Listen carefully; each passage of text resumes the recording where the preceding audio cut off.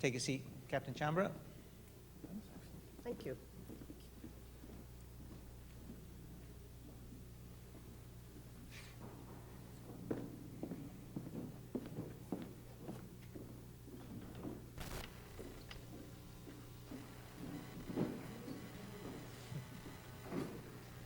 Well, thank you all for four very excellent presentations.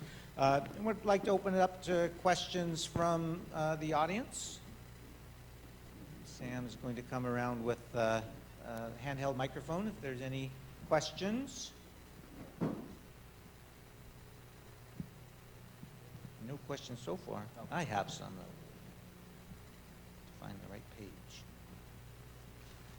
So, from what you know of maritime education and training, perhaps you could give me some advice as a educator in the 21st century. Can you tell us what we're currently doing that we should stop doing, or what we are not doing that we should start doing in order to educate the next generation of professional mariners? Who'd like to jump on that question?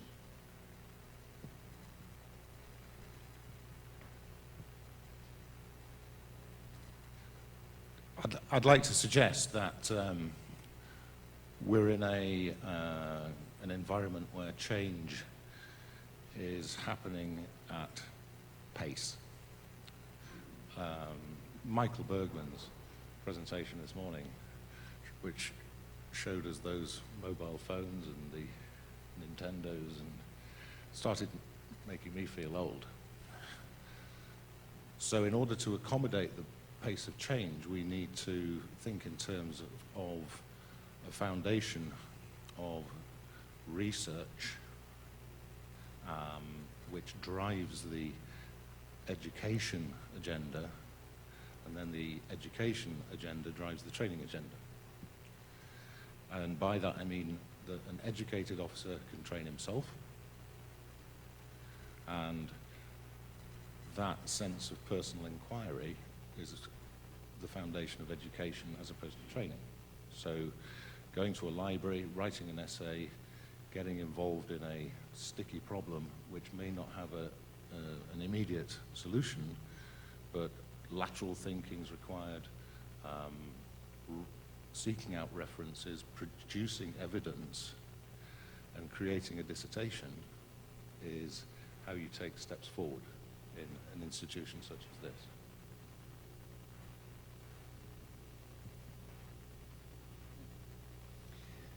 I think my response to this would be, I believe that everyone has to experience failure. And if you haven't experienced failure, you're missing half of life's great experience. And I don't mean that everyone has to, ditch a year at college and have to go around the buoy again or anything extreme like that. And not everyone should experience a collision or a grounding, at least not for real. But I think they have to understand, what does failure look like, particularly in terms of anti-collision and navigational failures? And they need to take every opportunity to experience that right up to the hilt, and the best way to do that, and the means that we have available to us today, is the simulator. Now, in my day, when we were doing officer-to-watch maneuvers at 500 yards in frigates, letting the student get well out of station just was not an option. But you can do that safely in the simulator, and they can learn from that experience. And it doesn't mean that you'll be half an hour getting back into station, because the controllers will just reset the game and away you go. But in a more comprehensive sense, we need to teach people to anticipate in what ways things can go wrong.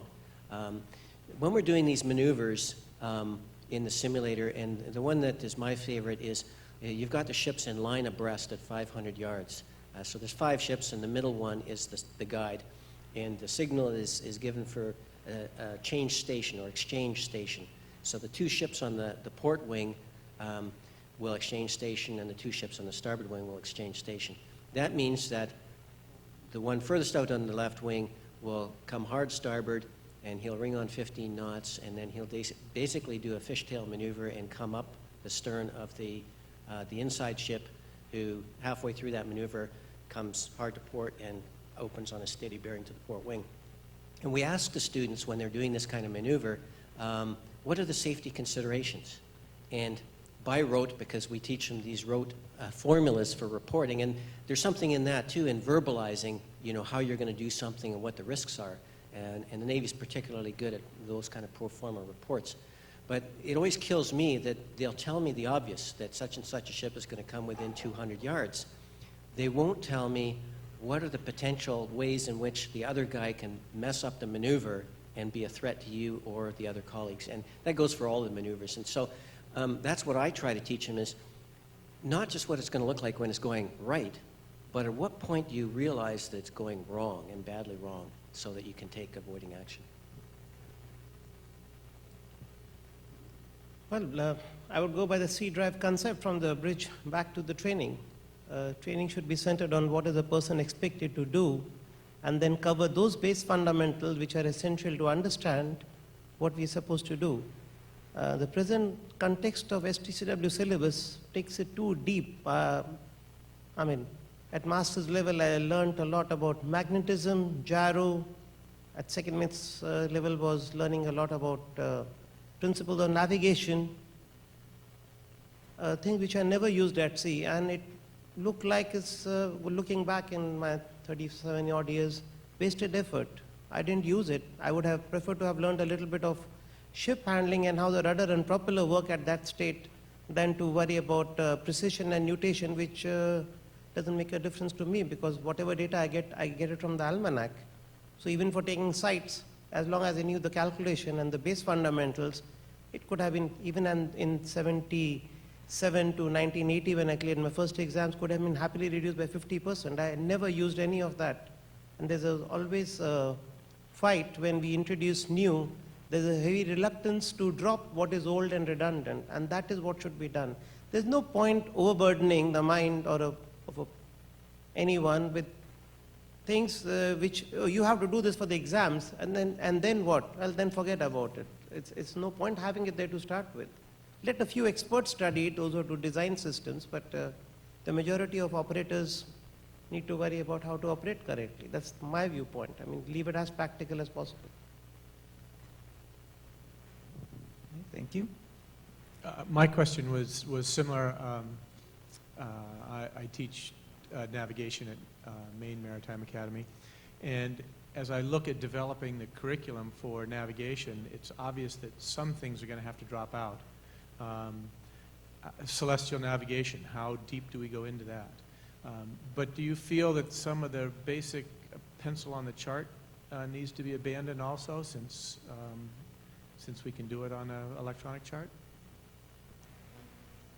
My answer would be that we should retain the paper chart, because electronics, as he rightly said, the whole electronic system is basically putting the paper stuff in a different format. So yes, do some hands-on, no harm in that. I'm talking about some of the core fundamental, like how the system is designed.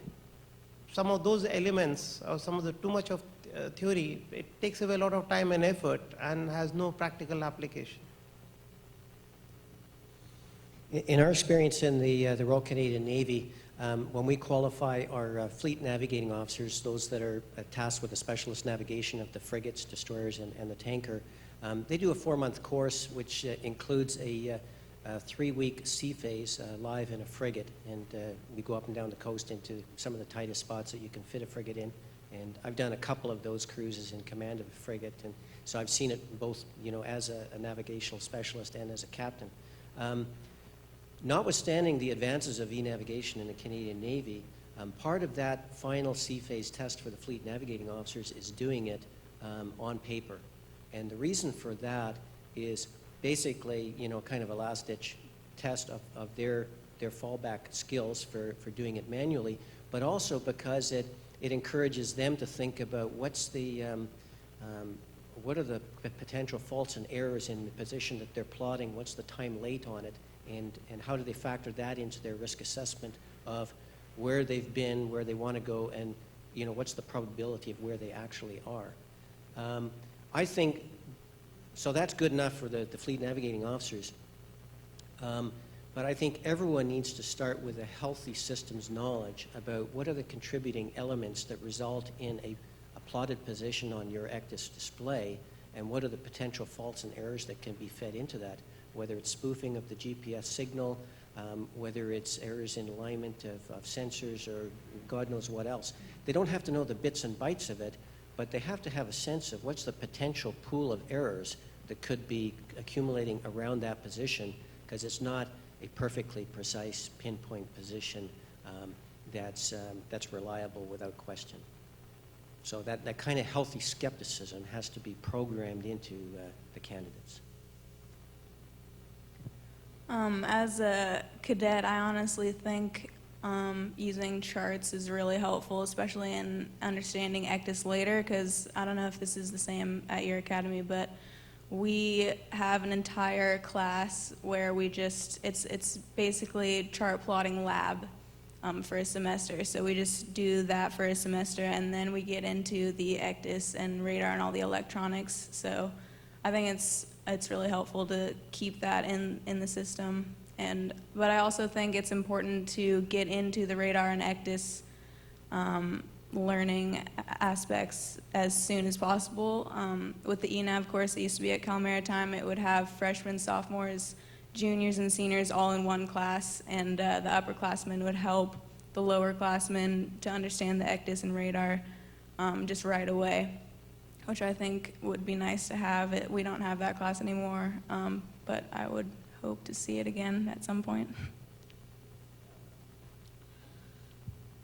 This is the debate that we came out of the IMO STW44 meeting, scratching our heads because Global Met had proffered an officer in charge of navigational watch course, which was what you would call rich in traditional techniques, up to and including compass correction, which, frankly, I would suggest doesn't have to be in a basic officer of the watch course.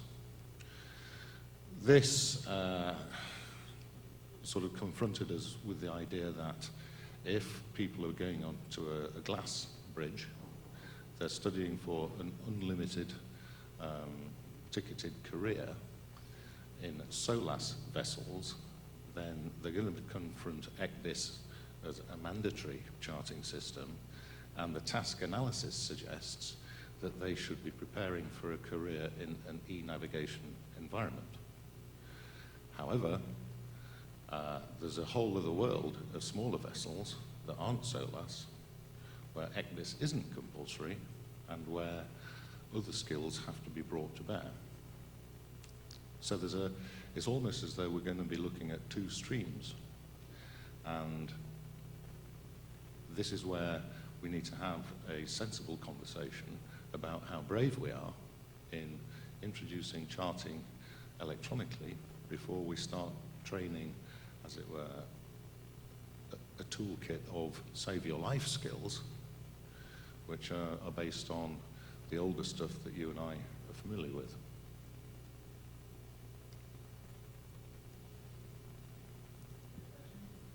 Yeah, hello.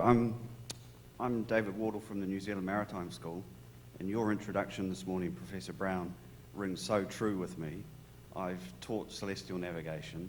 I've been out there on a platform with the students with their Apple iPhone locating the stars. I truly understand what you're talking about, how the students will download the apps and question why we're teaching all of this reasonably redundant content. I think that we pack, in New Zealand, and it's probably the same in other institutions, we pack new material in the top, and we're reluctant to take obsolete material out the bottom, and so that the students are just beginning to get really compressed in what they have to study for. 50% of the material that they're working for their second mate certificate and higher grades, they will never use at sea. I think that lecturers, professional maritime training providers are teaching material because we know how to teach this stuff and we don't know how to teach the new stuff. So I think that I'm going to go back with a better understanding, make some really strong recommendations that we take out some of this obsolete, redundant material. We really wrap around the integrated bridge and start building that up with a simulator that's much the same as what you've got here. So I was really pleased with that. Admiral Greenwood, I was so pleased to see you talk about the radar overlay on an ECDIS display. It's the first time today, the first time this conference has been mentioned by putting the radar picture onto the ECDIS coastline is a very clear indication of whether or not the GPS is functioning properly. And no one else has touched on that. Neither have they talked about parallel indexing in the collisions with the Bay Bridge. Those ships that were going through the Bay Bridge in fog weren't parallel indexing. We saw the screenshots on the presentations, and if they'd been doing that fundamental basic radar technique, the radar is returning echoes off the rocks, off the hard stuff. The GPS is receiving the signal from way out in space. And I'm pleased that you touched on that. Okay, so it's not really a question, I'm just sort of giving some feedback. Okay, thank you very much.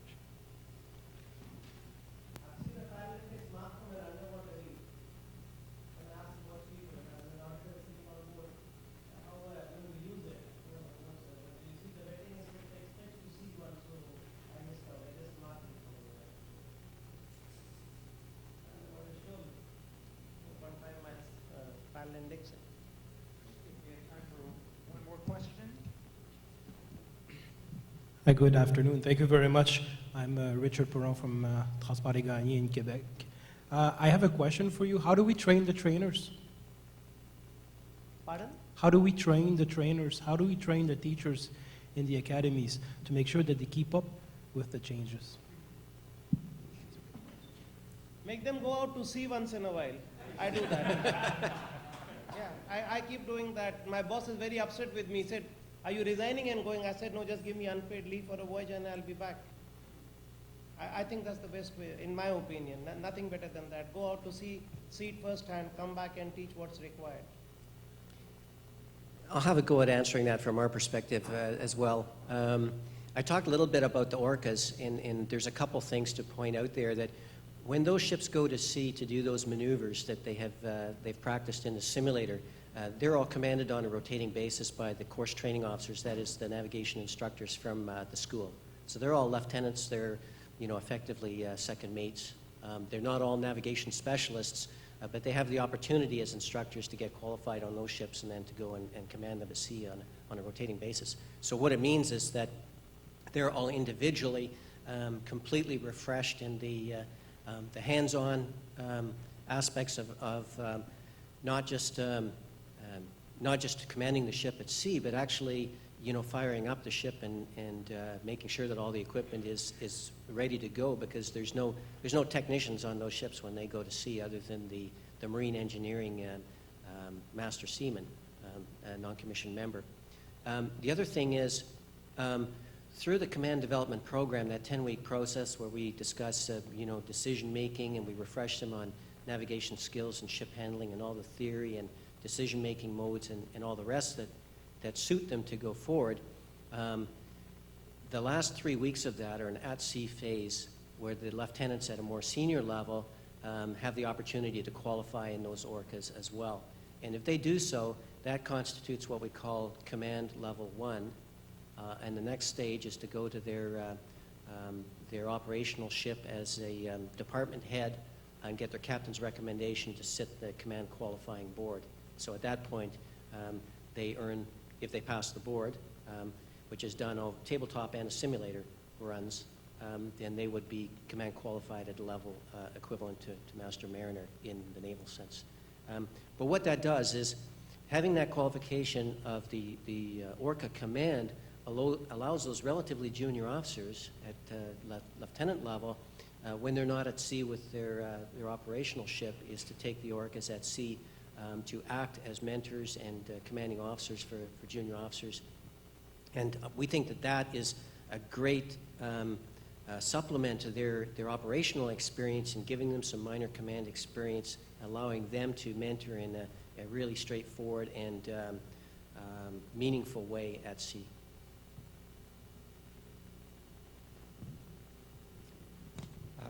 I would like to comment as well. I do agree with Captain Chamra about the importance of recency among Maritime Academy faculty. Many of our faculty have been a decade or two since we were last on a commercial bridge at sea.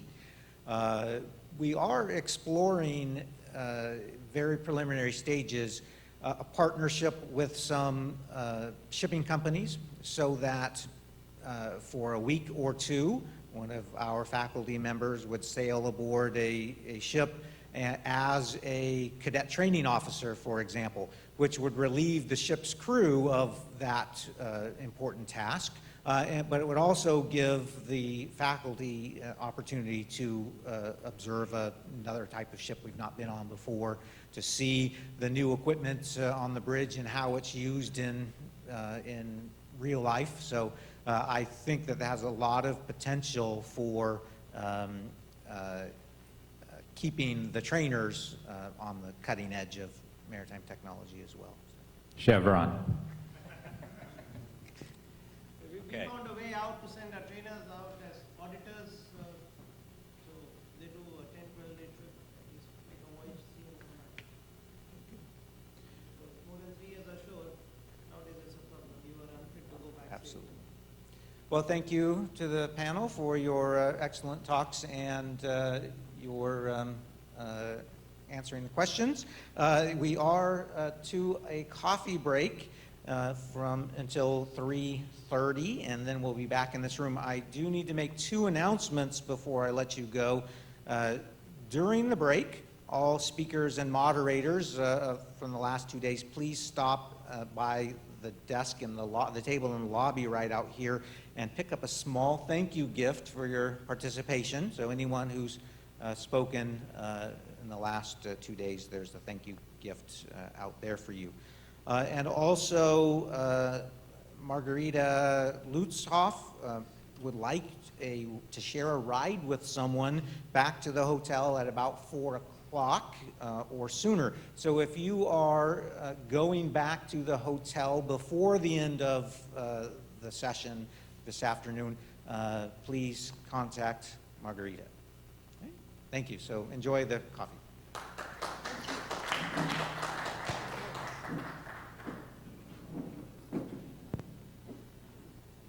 Thanks for plugging the eNav there. That was fun. Great job. Could I ask you to come on in and take your seats for our final plenary session, please?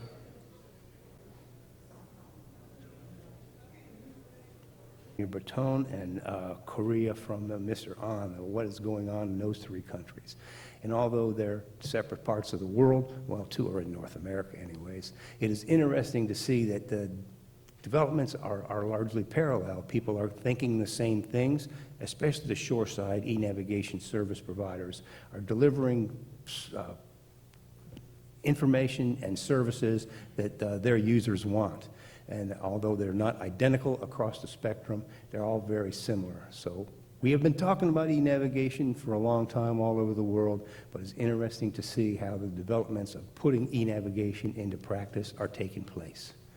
And that is a brief introduction of the introductory session that was graciously chaired by Helen Brohl of the CMTS.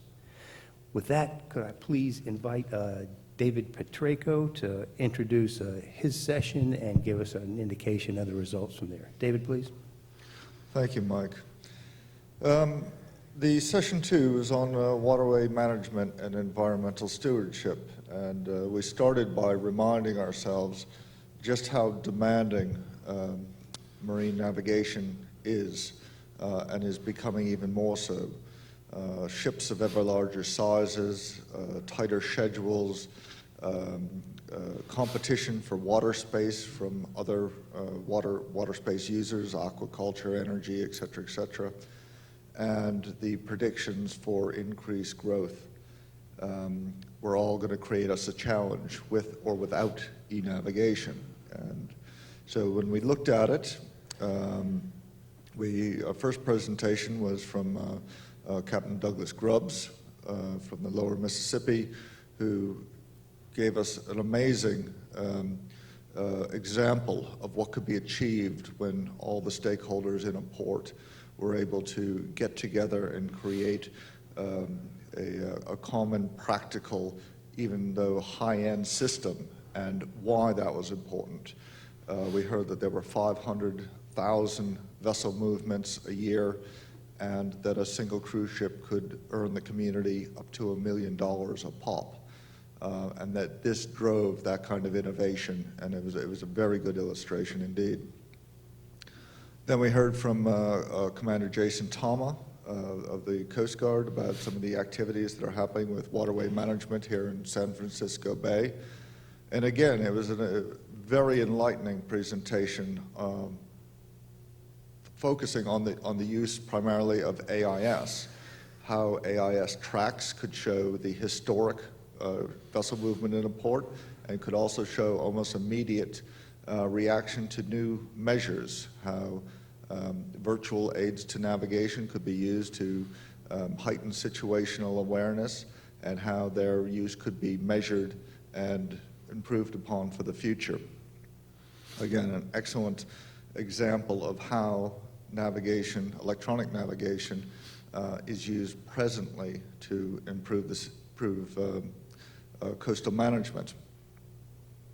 We then heard from Mr. Alwyn Williams from the Axes project on the necessity for resilient PNT, particularly in the North Sea area, where the challenges again from increased ship movement and competition from water space is so important, and some of the options available for that resilient PNT and how it might work seamlessly. We heard about how they had developed a system where a degradation of GPS could be replaced seamlessly by an eLORAN and other tools to create that resiliency in PNT. We then heard from Captain Ulf Svenberg about the Mona Lisa project, the much vaunted Mona Lisa project. And we were convinced by our cadets that that is in fact a cool project. And I think we can leave it there.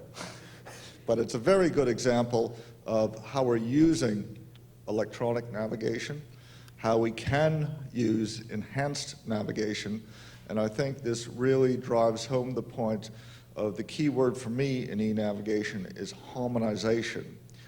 Wonderful examples of individual projects, but why it's so essential that these be harmonized globally so that as ships trade around the world, again, it is a seamless enhancement to navigation.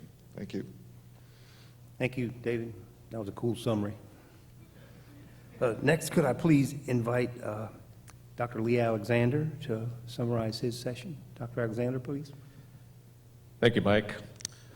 Session 3 was the human-machine interface. We had 4 presentations, the first by Margareta Lutzhoff, dealing with human perceptions. In particular, she mentioned that humans and perceptions ultimately have to be based on some realities.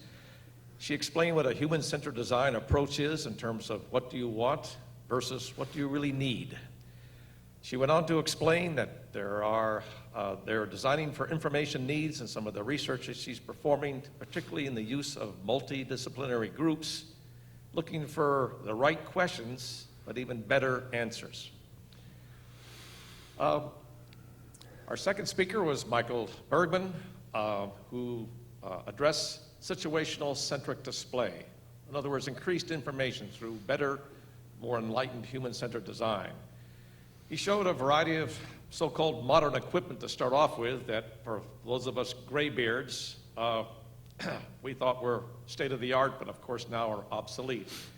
He made the point, though, that the next generation, the millenniums, or the digital generation, has to be considered in terms of their capabilities, but also their competence. And in this regard, he explained there's a pyramid approach. The foundation being data, overlaid by information that is derived from the data, where you gain knowledge and intelligence, and ultimately you achieve competence. And this, in his view, was the core approach for a human-centric approach, is keeping humans in the center of an interactive, iterative process.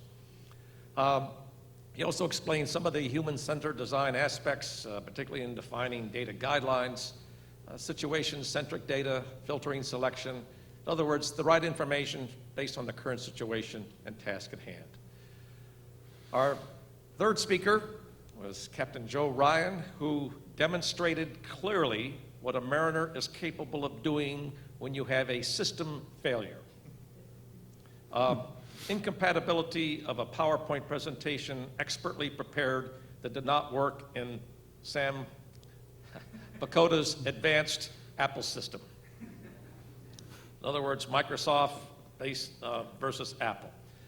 But to Joe's credit, didn't ruffle a feather. He then launched into a clear, from memory explanation of the work of RTCM, not so much in designing or developing where e-navigation is going, but taking care of the standards development that will lead to implementation. And he explained in appropriate detail what RTCM is doing, why, for who, and much respects U.S. Coast Guard, and what's to be accomplished from this. Again, a masterful performance without a PowerPoint presentation. Our last speaker was Eric Holder, who described some of the display options for a head-up information display.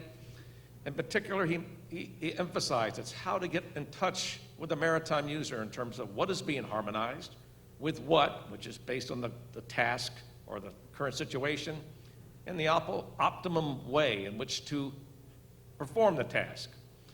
He explained some of the options that are currently being used in a so-called head-up display. For some of us who saw Sam Pakoda's research project that he and Eric are doing, we had a chance to see it firsthand yesterday. But it's basically three options: what he calls a fixed position combiner-based image display. Long description, but it's a projection on a screen.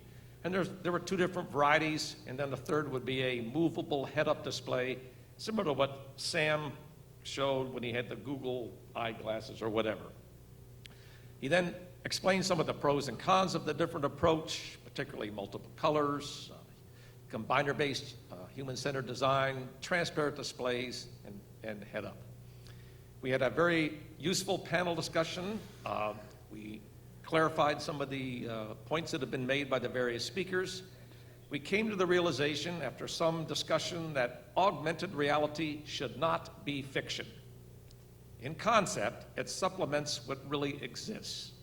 Now, this is in contrast to virtual reality, which is 100% computer generated, but it can also include some augmented reality.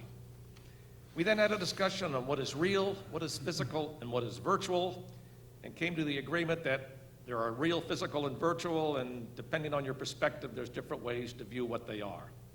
And in that regard, our session ended with an excellent summary. I would call it a reality check by Captain Douglas Grubbs. Doesn't get any better. Thank you. Thank you for that, Lee. That usability is a foundational element of e-navigation, and that session was very valuable in getting some of the usability factors into the discussion here. We appreciate everyone's efforts in that, served on that panel. Next, could I please ask Captain Steve Brown to give the results of his panel this afternoon? Captain Brown, please. Session 4, we talked about training and education, and we had 4 excellent presentations. Because that ended just a short time ago, I haven't had time to thoroughly go through my notes, so I will not be able to do them justice, I'm sure. But Cadet Madeline Wolchko gave an excellent presentation on the cadet views of e-navigation. We had a presentation by Dr. Steve Price, Preparing for E-Navigation, Changing the Teaching Paradigm. And then Rear Admiral Nigel Greenwood presented on making e-commanders out of e-navigators. And then finally, Captain Yashwant Chabra spoke on the e-navigation system. How much does the mariner need to know? And as I was listening, I detected some common themes that were brought up multiple times, both by the speakers and by the audience in the question period. First, education and training is a vital component of e-navigation, and shouldn't be an afterthought after the first accident that gets labeled e-navigation assisted collision, grounding, etc. E-navigation education and training must be well thought out. And if we are going to add training and education for e-navigation to an already packed curriculum, then not only are we deciding what to add, but we also have to decide what to subtract, what we need to stop teaching in order to make room for e-navigation. So this is a great opportunity, I think, for all MET institutions to reevaluate exactly what we're teaching and why we're teaching it, and maybe even to start over again instead of adding 21st century patches to a 20th century framework. Perhaps we need a 21st century framework for maritime and education in the e-navigation age. So we need to consider what we're teaching and why. The fundamentals of what we're teaching now are still significant. Many talked about the importance of being able to plot a course on a piece of paper and how that training can inform our electronic navigation.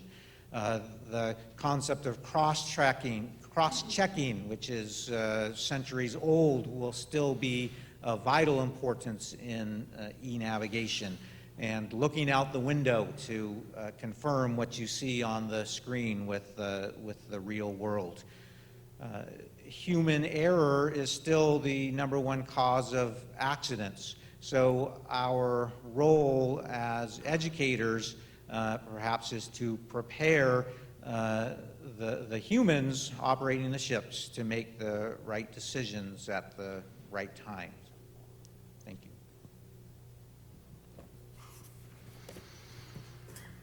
Thank you, Captain Brown. I think training is an aspect of e-navigation that is possibly being underserved right now, and I think it was an excellent idea to host this symposium or this conference at a training institute so that we could have an opportunity to scrutinize the amount of training that is being applied to e-navigation, and perhaps see if we need to revisit the curriculums and the methods and what exactly is being taught to the next generation of navigators. And Captain Brown, thank you for hosting that session and that summary. Next, could I please ask Captain Bill Burns to summarize his session? Captain Burns. Thank you, Mike. Good afternoon, everyone. The e-navigation technology presenters did a nice job clearly explaining their topics. There were many synergies between their presentations, and this was all about getting to solutions. And my presentation here is a bit interactive because I'm not going to go through each individual one exactly. I've kind of summarized it all together, but my presentation is interactive, so you can turn to page 5 in your agenda and exactly see the topics, but I'll tie them all together for you. The presentations were thought-provoking in regards to communications, linking sensors, incorporating enabling technologies, and providing assurances that systems are functioning as intended. I recommend you go back and look at these presentations, particularly if you are developing or working on projects in these areas. There is much duplication of effort in research and system development that is starting to be coordinated, and this will happen more and more, but this is all part of the evolution. The idea that harmonize our projects that we're doing. Well, right now, we're developing the theoretical e-navigation textbook. So that we have a common reference manual that will lead to coordinated development of guidelines, standards, and regulations that link to training, equipment, system, and service solutions. Thank you. Thank you, Captain Burns. That session really was the heart of e-navigation, what is going on, and that's where the true e-navigation discussion and the ones and the zeros took place. So thank you for that summary. Next, could I please ask Captain Scott Powell to introduce his session? I had session 6, which included the other e-navigation issues. We had 3 presenters in this section. The first presenter was Mr. Ralph Bernay, who discussed over-reliance on e-navigation and case studies from investigations. A very interesting presentation. Some of the first things that I took away from it was the awareness of limitations of modern navigational equipment.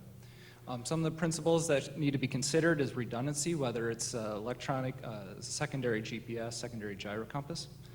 The ability to cross-check and to verify what each of the instruments is providing you.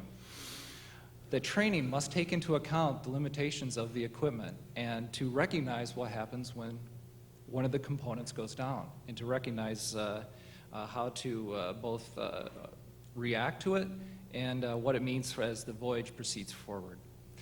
The next presentation in our session 6 was situational awareness by Dr. Michael Hertz.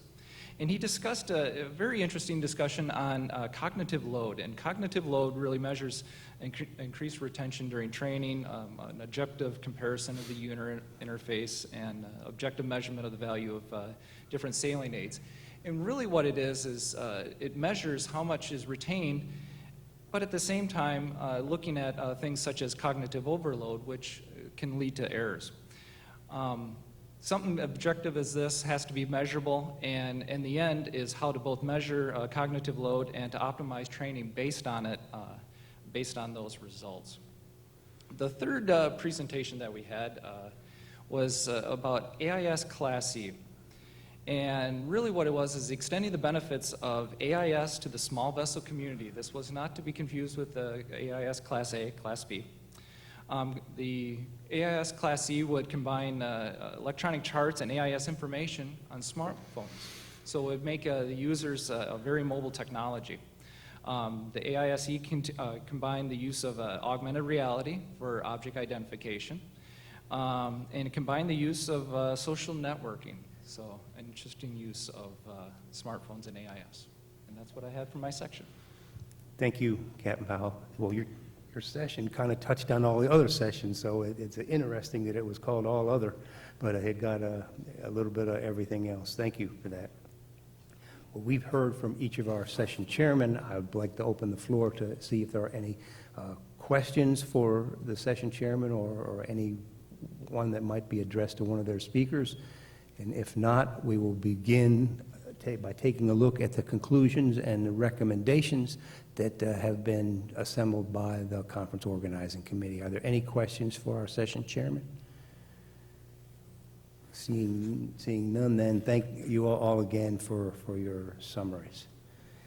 Well, we have heard from e-navigation service providers, from e-navigation users or eventual e-navigation users, from equipment manufacturers and educators.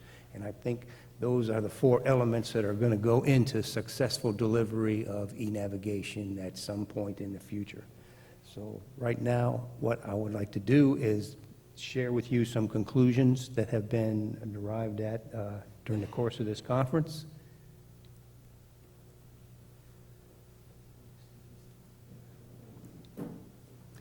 I do not intend, yeah, go ahead, you can go down. Okay. I do not intend to make this looks like about a 75-person editing session, but please take a look at the conclusions. We'll consider them one at a time and let me know if you have any comments on any of those, or if you see something that we have left out. Well, the conference organizers will happily consider that and perhaps draft further conclusion. The first one is a paucity of easily correlated information about e-navigation plans, priorities, and development. This has resulted in a lack of understanding of both priorities and how development will proceed. This has negative consequences, permitting, for example, partial understanding of testbed activities to skew the acceptance of e-navigation among segments of the marine community.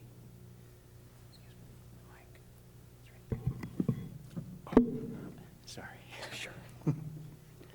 Any comments or questions? If you're sitting way over here and you have a comment or a question, yes, please, Dr. Alexander. Perhaps on the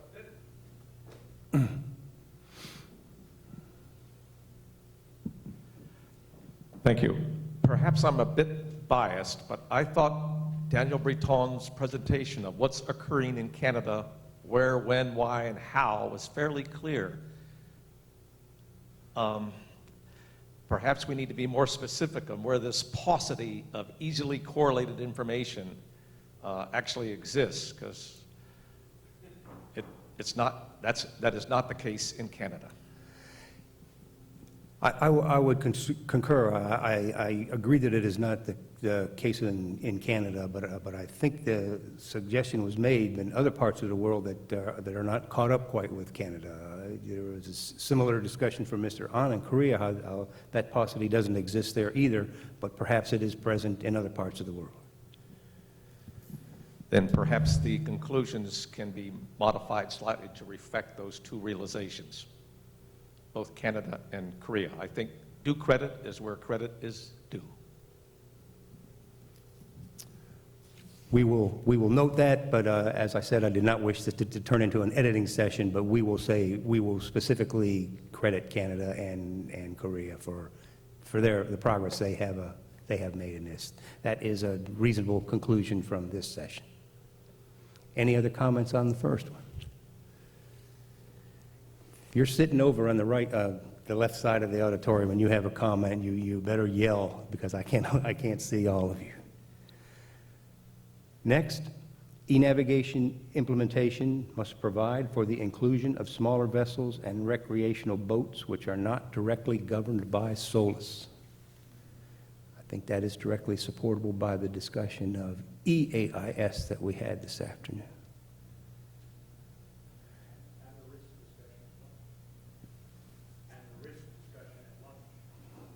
Correct? Any comments on conclusion 2? Thank you. Next, different aspects of e-navigation are being developed and tested all over the world. Test beds are being developed for under-keel clearance, air gap measurements, virtual aids navigation, route exchange, and others.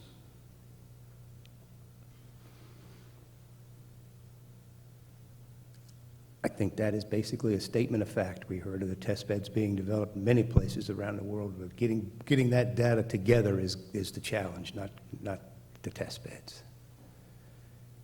Any comments or questions? Yes, please, Joe.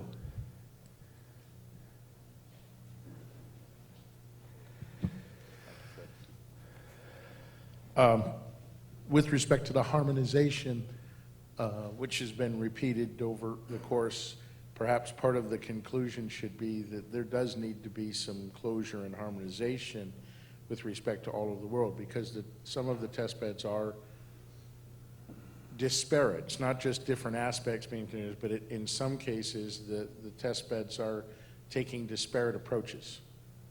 And so there does need to be a look at, when the tests come back, there needs to be some kind of round turn and perhaps a relook, and okay, can we harmonize some of these things? What are the conclusions out of them? But I think that's just a statement of fact, and there's no real conclusion, and maybe we should add something to that with respect to the harmonization issue. Thank you, Joe, and I do not disagree, but I think that statement is better placed in the recommendations, because maybe this conclusion supports a later recommendation along those lines. Yes, please.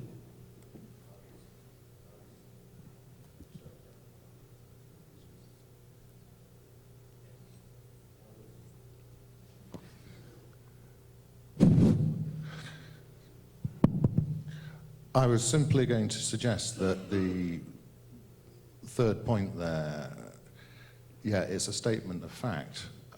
The goal, I think, of those test beds is risk management, and that the test beds are being developed in terms of managing risks related to under-keel clearance, air gaps, etc. So then it could be, the first sentence could be amended to say, different aspects of e-navigation are being developed and tested all over the world in an effort to identify and mitigate risks. I think that's a reasonable change. I think the drafters could accommodate that. That makes it more of a conclusion. Any further comments on the third? Yes, I'm sorry, Florian, please. Thank you, Mike. I'm just coming back on the comment Joe made, because I think we have these testbed guidelines of IMO in place for the harmonization of reporting of testbeds. I think this is exactly the purpose of those guidelines, to have some harmonized results coming out from this. Thank you. Florian, I'm not quite sure I heard you, but I believe your comment was in relation to the harmonization of testbed guidance that has been produced by IMO and how that should be included somehow in this. I think there is no need to include anything, because I think we are good with that, because I think we have already guidelines in place which aim to harmonize the results. So I think that's what's coming to the comment Joe was making, because he said, okay, we need somehow to have a harmonized approach. I think I'm always addressing this for a couple of years now. Thank you. But do you agree that sentiment could be captured in the recommendation, not necessarily in the conclusion? Thank you. Any other comments?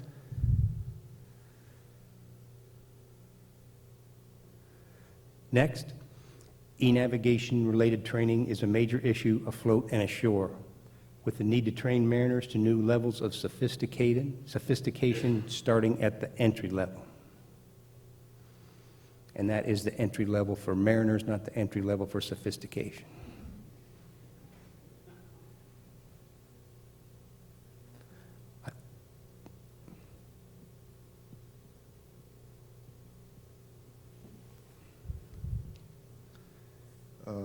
Thank you. There's been a lot of debate on this e-navigation related training, because it can be argued either way. It can be argued that e-navigation is bringing in increased sophistication and therefore there needs to be training. From the other direction, you can say that e-navigation is bringing in harmonization and standardization, which may make training easier. I think it's probably more accurate to say that training in an e-navigation era is a major issue, because with or without e-navigation, we've identified that training is increasingly demanding. Thank you. So you're suggesting that this be amended to say training in the e-navigation era is a major issue? Correct. And that is the entire conclusion. Do not include anything about the training to this new level. This new level should begin at the entry level.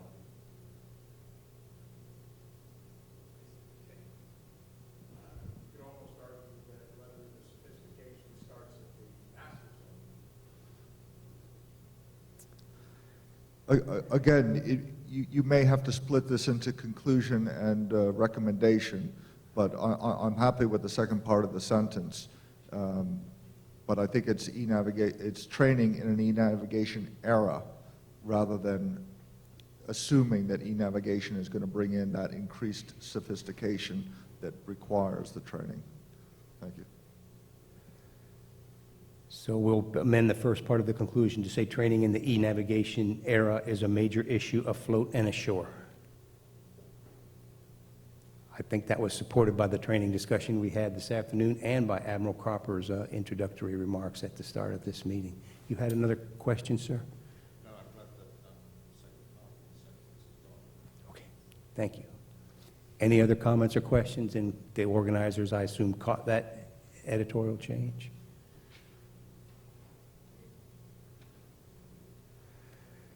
Next, a proper balance must be achieved between standards and guidelines in order to ensure the appropriate balance between commonality and flexibility.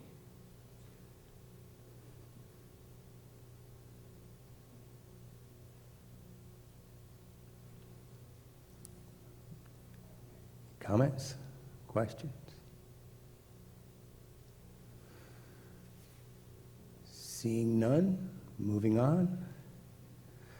lack of integration and lack of interoperability of systems from different vendors was noted as a barrier to development and implementation of e-navigation services and solutions.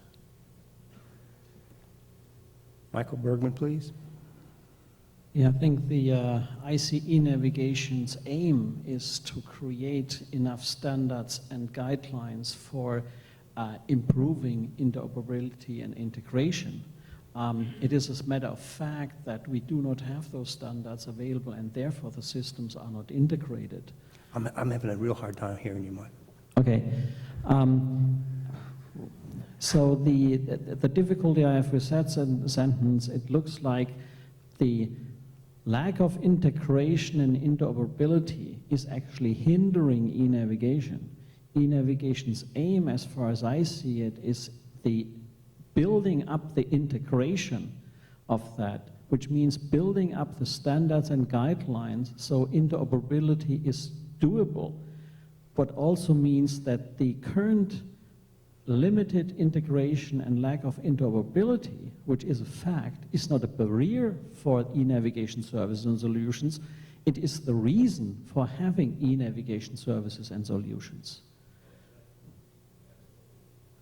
Because as it states right now, it seems like being, well, the systems are not integrated and therefore we cannot do e-navigation. Well, we do e-navigation because we need to integrate the systems.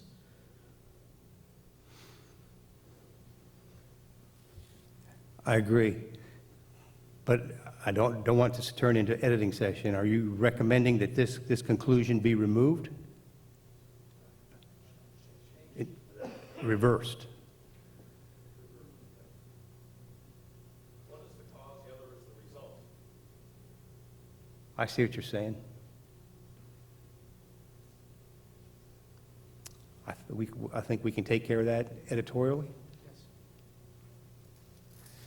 Any other comments or questions? Yes, please.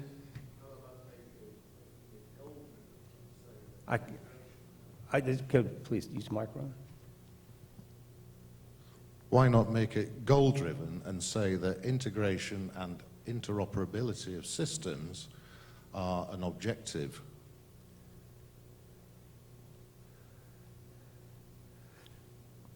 We can make that change. That is the intent of e-navigation overall. Any other comments or questions?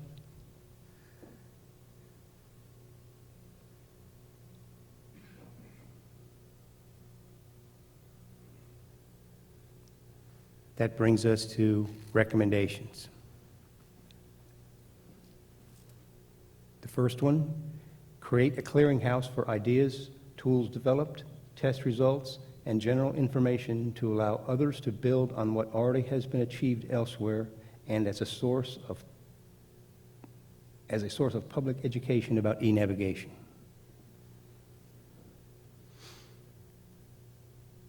This refers to the comment on test beds and the need to share information gathered from test beds.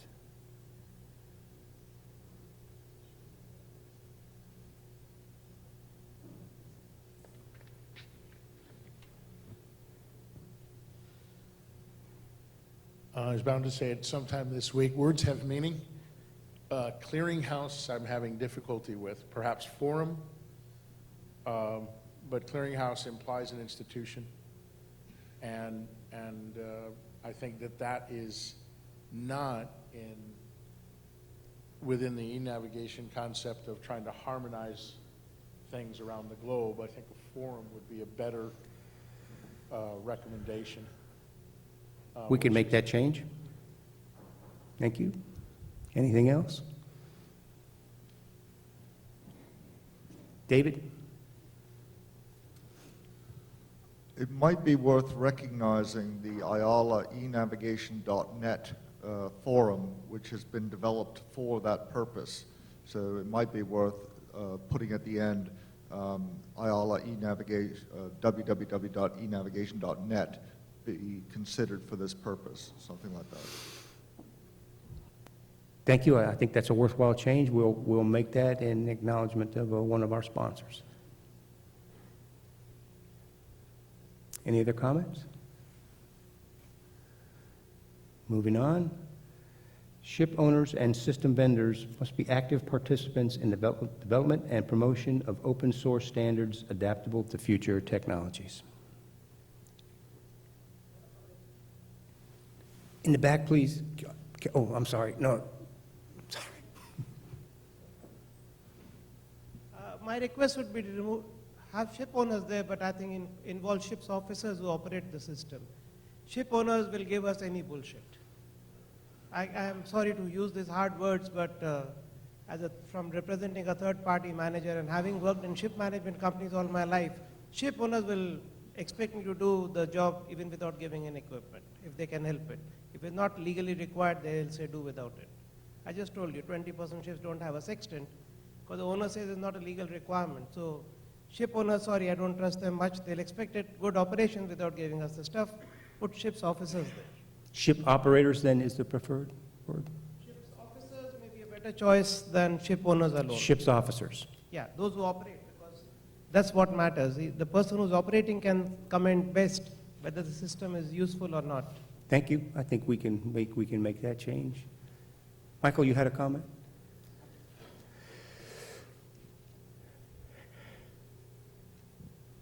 Fully agree with the former statement.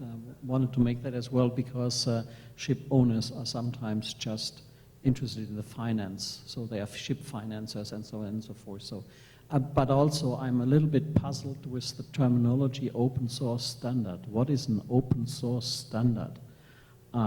We have standards which are proprietary and we have standards which are public and we have open source software. But the terminology of open source standard is a little bit odd to me.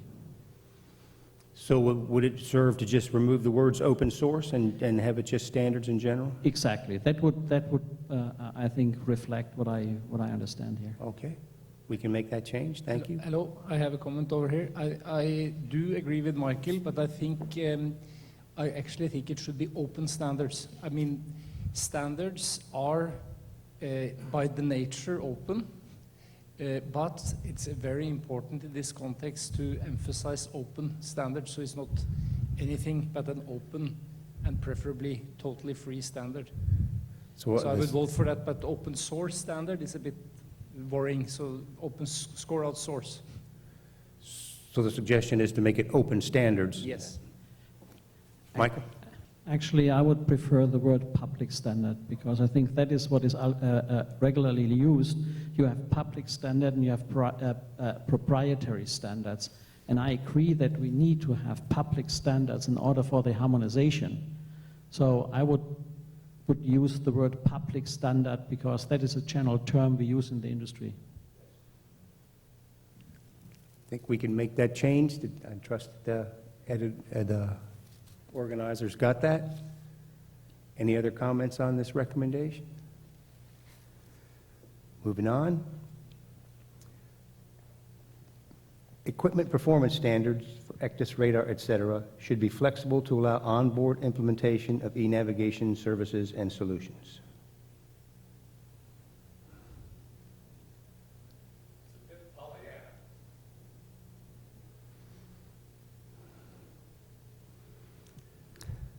I mean, no one could disagree with that, and it's a recommendation, but it's you know, it's just like Lake Wobegon, you know, women should be strong, men should be handsome, and children should be above average. Well, nobody is going to argue with that, but how? How are we going to achieve this? The ECDIS standards are, for the most part, I think this is what this is trying to capture is that we should not be stifling innovation and the ability to customize or adapt on board the vessel if necessary. I was just going to suggest that point 3 follows on from point 2 there in terms of interoperability. In other words, that public standards are going to provide the spine from which interoperability flows, and the interoperability is going to need to include people talking to each other so that, for example, Mona Lisa type route exchange can happen on a Furuno set as well as a Kelvin Hughes set. Now that then says that we're doing e-navigation services on different equipment types which are serviced by public standards. Thank you. Captain Powell, did you have a question? Oh. Me or somebody else? The word performance standards means IMO. As Lee was trying to say, those are pretty much fixed. Changing those is, even with an e-navigation basis, is going to be extremely difficult. So equipment performance standards is the lead-in. It's kind of the same problem with open source standards in the previous.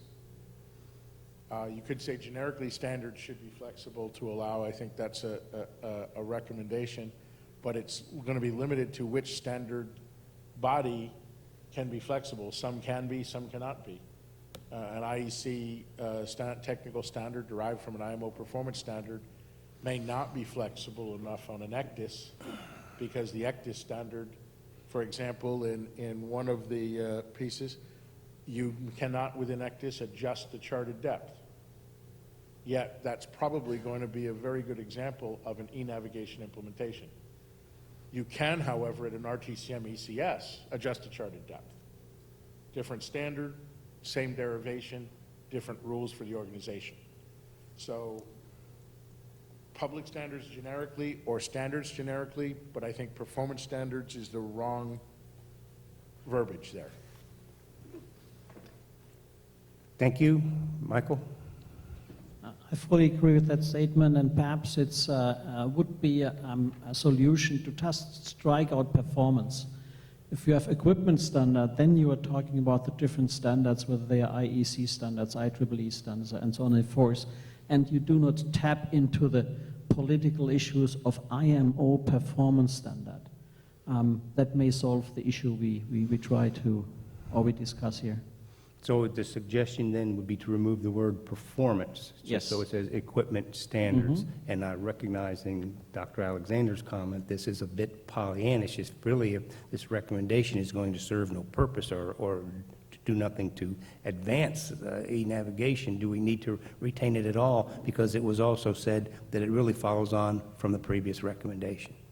So either we can change this to equipment standards, et cetera, or eliminate the recommendation. I'm more or less in your hands. Take out performance and let it stand. Okay, thank you for your input to this discussion. Any more comments or questions? Seeing none, then moving on.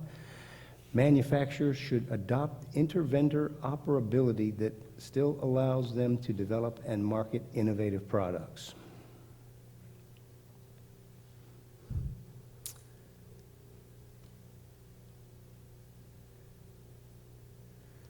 This is what captures the innovation comment that was made earlier in this session. Comments or questions? Michael? Sorry for me again, but being CRM, I have to say something to that. I think that is a given, and we are working on that in CRM to actually make vendor operability as far as possible. And what we had before at the in other areas, e-navigation standards, the two developed standards, and will actually help us to do that. So I do not have a problem with that. With these, ultimately, we need to sell products, which means if the market wants to have interchangeable things, we will develop that. That's a non-issue. So I'm okay with that statement. Just want to say that industry is okay with that as far as possible.